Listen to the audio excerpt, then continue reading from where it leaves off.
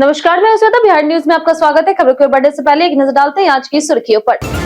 Rajgir state sports academy में निकली bumper भर्ती। हाई परफॉर्मेंस डायरेक्टर से लेकर के फिजियोथेरेपिस्ट तक 17 पदों पर वैकेंसी। आवेदन प्रक्रिया हुई शुरू। बिहार ने पीएम सूर्य घर मुफ्त बिजली योजना में बनाए नए रिकॉर्ड। सूर्य संकल्प पहल के तहत मिला राष्ट्रीय पुरस्कार। 12,000 सरकारी भवनों में सोलर सिस्टम स्थापित।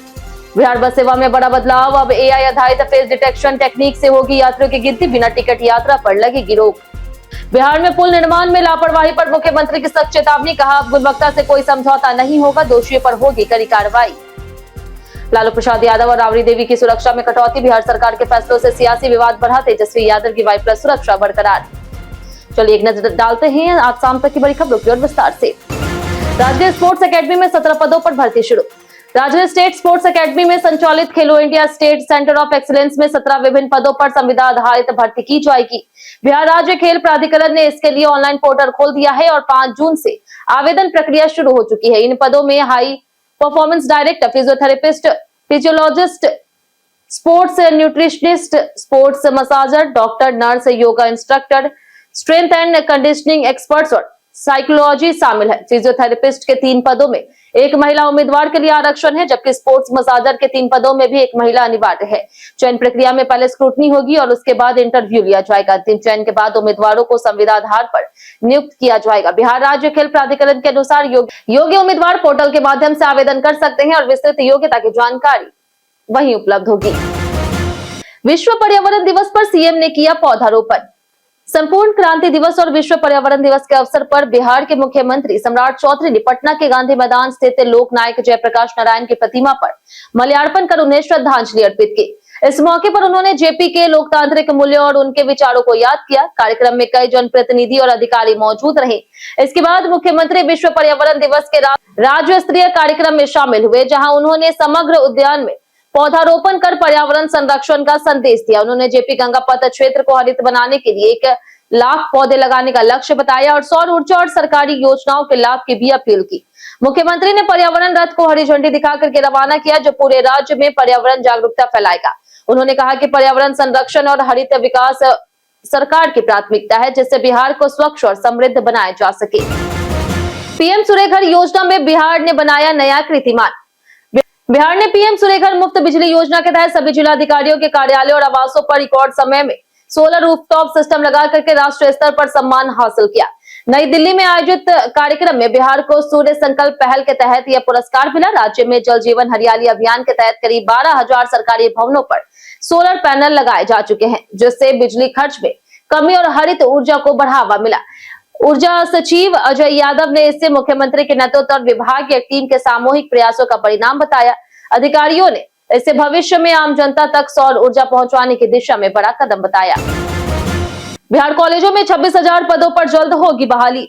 बिहार सरकार ने उच्च शिक्षा व्यवस्था को मजबूत करने के लिए 26,000 शिक्षकों और कर्मचारियों की नियुक्ति की तैयारी शुरू कर दी है। इसमें करीब 6,600 व्याख्याताओं और 11,000 से अधिक गैर शैक्षणिक कर्मियों की बहाली शामिल है। इसके अलावा 211 नए डिग्री कॉलेजों में भी लगभग 9,300 पदों पर नियुक्तियां की जाएगी। राज्य के 13 विश्वविद्यालयों में लंबे समय से रिक्त पदों को भरने की प्रक्रिया अंतिम चरण में है, जहां 50 से 60% तक पद खाली हैं। वर्षों से रुकी भर्ती प्रक्रिया को अब तेज किया गया है और सरकार का लक्ष्य साल के अंत तक नियुक्तियां पूरी करना है। शिक्षकों की कमी से कॉलेजों में पढ़ाई, परीक्षाएं और परिणाम प्रभावित हो रहे हैं, जिससे छात्रों को करियर में कठिनाइयों का सामना करना पड़ रहा है। इस बहाली से उच्च शिक्षा में सुधार और गुणवत्ता बढ़ाने की उम्मीद है। खाद वितरण में गड़बड़ी पर 29 एफआईआर और 208 लाइसेंस रद्द। बिहार में खरीफ फसलों की तैयारी के बीच कृषि विभाग खाद आपूर्ति और वितरण व्यवस्था पर कड़ी नजर रख रहा। कृषि मंत्री विजय कुमार सिन्हा ने समीक्षा बैठक में खाद की उपलब्धता, वितरण और कालाबाजारी रोकने पर चर्चा की। राज्य में यूरिया, डीएपी, एनपीके और एसएसपी का पर्याप्त भंडार उपलब्ध है, जिससे सरकार ने किसानों को कमी न होने का दावा किया। खाद की कालाबाजारी और अनियमितता पर सख्त कार्रवाई करते हुए अब तक 29 प्राथमिकी दर्ज की गई है और 208 लाइसेंस रद्द किए गए। पूर्वी चंपारण, पश्चिमी चंपारण, सीतामढ़ी में कई दुकानों में गड़बड़ी सामने आई। कृषि विभाग ने स्पष्ट किया है कि जीरो टॉलरेंस नीति के तहत सख्त कार्रवाई जारी रहेगी और किसानों को समय पर उचित दर पर खाद उपलब्ध कराना प्राथमिकता है। बिहार बस सेवा में फेस डिटेक्शन से होगी यात्रियों की गिनती। बिहार परिवहन विभाग राज्य की सरकारी बसों में आर्टिफिशियल इंटेलिजेंस आधारित फेस डिटेक्शन टेक्निक लागू करने की तैयारी कर रहा।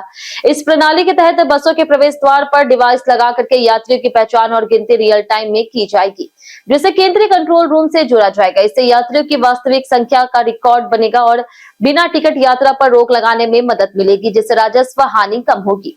विभाग का कहना है कि यह टेक्निक बस सेवाओं में पारदर्शिता बढ़ाने के साथ साथ यात्रियों की सुरक्षा भी सुनिश्चित करेगी। साथ ही बसों में एलईडी डिस्प्ले भी लगाए जाएंगे ताकि सूचना और निगरानी व्यवस्था बेहतर हो सके। सरकार इस योजना को चरणबद्ध तरीके से लागू करेगी, जिससे बिहार की सार्वजनिक परिवहन व्यवस्था अधिक आधुनिक, सुरक्षित और तकनीकी रूप से सक्षम बन सकेगी। मुख्यमंत्री ने पुल निर्माण में लापरवाही पर दी सख्त चेतावनी। बिहार में हाल के दिनों में पुलों की गिरने और धंसने की घटनाओं के बाद सरकार सख्त हो गई। मुख्यमंत्री ने स्पष्ट कहा कि अब सड़क और पुल निर्माण में किसी भी तरह की लापरवाही या फिर गुणवत्ता में समझौता बर्दाश्त नहीं किया जाएगा। पथ निर्माण विभाग की उच्च स्तरीय समीक्षा बैठक में उन्होंने सभी परियोजनाओं की समयबद्ध और उच्च गुणवत्ता में पूर्णता के निर्देश दिए। साथ ही पुलों के नियमित निरीक्षण और सुरक्षा ऑडिट को अनिवार्य करने को कहा गया। सरकार ने स्पष्ट किया है कि वित्तीय संसाधनों की कमी नहीं होगी, लेकिन पारदर्शिता जरूरी है। मुंगेर और भागलपुर जैसे क्षेत्रों में हुई दुर्घटनाओं के बाद निगरानी और तेज कर दी गई है। मुख्यमंत्री ने चेतावनी दी है कि गड़बड़ी पर अधिकारियों और ठेकेदारों पर सख्त कार्रवाई की जाएगी। अब बिहार में पुल निर्माण को लेकर के सरकार जीरो टॉलरेंस मोड में आ गई। गृह विभाग ने बदली लालू परिवार की सुरक्षा व्यवस्था। बिहार सरकार ने लालू प्रसाद यादव और उनके परिवार की सुरक्षा व्यवस्था में बड़ा बदलाव किया, जिससे राजनीतिक हलचल तेज हो गई। गृह विभाग के नए आदेश के अनुसार लालू प्रसाद यादव और राबड़ी देवी की जेड प्लस सुरक्षा वापस ले ली गई है। हालांकि उन्हें हाउस गार्ड, पायलट वाहन और बुलेट प्रूफ कार जैसे सुविधाएं मिलती रहेगी। राबड़ी देवी को 8 हाउस गार्ड, महिला और वर्दीधारी अंगरक्षक दिए जाएंगे, जबकि लालू यादव को सीमित सुरक्षा उपलब्ध कराई जाएगी। तेजस्वी यादव की वाई प्लस सुरक्षा पहले की तरह जारी रहेगी, लेकिन तेज प्रताप यादव की सुरक्षा घटाकर केवल 1 अंगरक्षक कर दी गई है। वहीं मीसा भारती और अन्य सदस्यों की सुरक्षा में भी बदलाव हुआ। यह निर्णय राज्य सुरक्षा समिति की समीक्षा बैठक के बाद लिया गया है, जिससे बिहार की राजनीति में नई बहस और विवाद शुरू हो गया। अर्बन डी कंजेशन नीति से बिहार की ट्रैफिक समस्या होगी कम। केंद्र सरकार की अर्बन डी कंजेशन नीति को बिहार के पथ निर्माण मंत्री इंजीनियर कुमार शैलेंद्र ने स्वागत योग्य कदम बताया, जिससे शहरी यातायात और जाम की समस्या से राहत मिलने की उम्मीद है। यह नीति प्रधानमंत्री नरेंद्र मोदी के नेतृत्व में तैयार की गई है और इसका उद्देश्य शहरों में भीड़ भाड़ कम कर ट्रैफिक व्यवस्था को आधुनिक बनाना है। पटना, मुजफ्फरपुर, भागलपुर, गया और दरभंगा जैसे शहरों में यह समस्या गंभीर है। नीति के तहत स्मार्ट ट्रैफिक सिस्टम, आधुनिक सिग्नलिंग, फ्लाईओवर, बाईपास और रिंग रोड जैसे प्रोजेक्ट को बढ़ावा मिलेगा। इससे यात्रा समय घटेगा, प्रदूषण कम होगा और ईंधन की बचत होगी। बिहार सरकार केंद्र के साथ मिलकर इसे लागू करेगी, जिससे शहरी विकास और आर्थिक गतिविधियों को भी गति मिलेगा और यातायात व्यवस्था में बड़ा सुधार होगा। बिहार के लीची किसानों के लिए रेलवे बना बड़ा सहारा। समस्तीपुर रेल मंडल ने लीची उत्पादकों और व्यापारियों के लिए एक महत्वपूर्ण पहल की है, जिससे बिहार के किसानों को अपने उत्पादों के सुरक्षित और तेज परिवहन की सुविधा मिली। खास करके मुजफ्फरपुर, दरभंगा और समस्तीपुर क्षेत्र के लीची किसानों को इसका बड़ा लाभ हुआ। रेलवे ने पार्सल ट्रेनों के जरिए लीची की बुकिंग और ढुलाई की बेहतर व्यवस्था सुनिश्चित की है, जिससे किसानों को उनकी उपज का उचित मूल्य मिलने में मदद मिल रही। हाल ही में ट्रेन संख्या 11062 से 1862 पैकेट लीची का सफल परिवहन किया गया, जिससे रेलवे को भी अच्छा राजस्व प्राप्त हुआ। इस पहल से किसानों की आय बढ़ी है और उन्हें बिचौलियों पर निर्भर नहीं रहना पड़ रहा।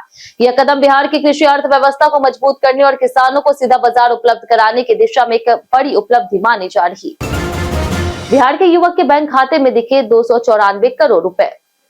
बिहार के विकास कुमार के जियो पेमेंट्स बैंक खाते में अचानक 2 अरब 94 करोड़ 80 लाख रुपए का बैलेंस दिखने से हड़कंप मच गया। उन्होंने बताया कि उनका खाता पिछले 5 वर्षों से सक्रिय है और अब तक केवल 6 से 7 लाख रुपए तक का ही लेन देन किया गया। 2 दिन पहले जियो फाइनेंस ऐप पर बैलेंस चेक करने पर इतनी बड़ी राशि दिखाई दी, जिससे पहले उन्होंने टेक्निकी गड़बड़ी माना, लेकिन बाद में वही स्थिति बनी रही। युवक ने किसी भी तरह की निकासी नहीं की और बैंक में जांच की मांग की। यह खबर इलाके में फैलते ही उनके घर पर लोगों की भीड़ जुट गई और तरह तरह की चर्चाएं शुरू हो गई। विकास ने कहा कि यदि यह सिस्टम की त्रुटि है तो इसकी जांच जरूरी है, ताकि डिजिटल बैंकिंग पर लोगों का भरोसा बना रहे, वास्तविक स्थिति स्पष्ट हो सके। आईएएस के सेंथिल कुमार को मनी लॉन्ड्रिंग केस में बड़ी राहत। बिहार में मनी लॉन्ड्रिंग के पुराने मामले में वरिष्ठ आईएएस अधिकारी के सेंथिल कुमार को बड़ी राहत मिली।